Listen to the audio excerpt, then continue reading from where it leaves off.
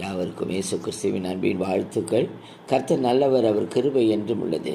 கர்த்தருக்குள் பிரியமானவர்களே, வேதம் சொல்லுகிற வார்த்தை, ஒருவனுடைய வழிகள் கர்த்தருக்கு பிரியமாயிருந்தால் அவனுடைய சத்துருக்களும் அவனோட சமாதானம் ஆகும்படி செய்வார்.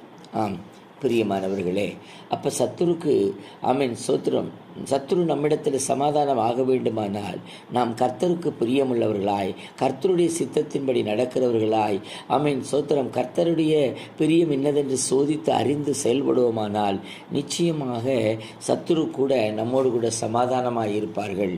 என்ன பிரியம் என்று கேட்கிறீர்களா?